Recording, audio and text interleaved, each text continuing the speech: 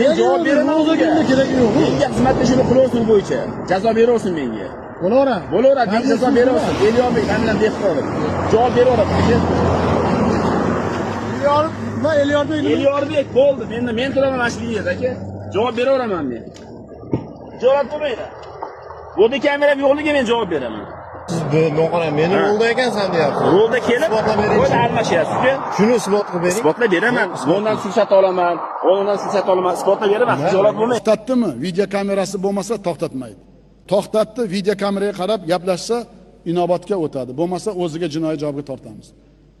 Nimaga aytsangiz hamma narsani suhbatda poraxo'rlik qilyapti.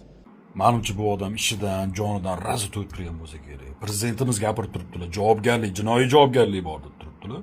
O'shani bila turib, ko'ra bila turib javob beraman deyapti. Mayli, hammasiga roziman deyapti. Lekin o'sha ishni qilyapti baribir. Nimaga ishonib qilyapti bilmayman. Yaxshi xodimlar bor, o'zim taniydigan, yaxshi zo'r xodimlar, o'zini ishiga fidoyi xodimlar bor. Ular orada bir xato qilib qo'ysa, o'zi bilmagan holda xato qilib qo'ysa, uni yoniga olib chiqsa bo'ladi, kechirsa bo'ladi. Unaqa juda ham jiddiy qaramasa bo'ladi u xodimni qilgan ishiga. Unaqa jiddiy ish ham qilib qo'ymaydi ular. Yaxshi o'zini ishiga fidoyi xodimlar unaqa jiddiy xato ham qilib qo'ymaydi. Lekin sizga o'xshagan xodimlarni bilmadim. Zoir akadan rasmiy munosabat kutib qolamiz bu haqida.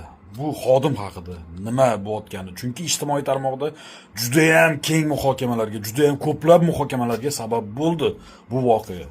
Bitta men olib chiqayotganim yo'q, juda ham ko'plab blogerlar, aholini o'rtasida ham juda ham internetda ko'p tarqaldi bu narsa.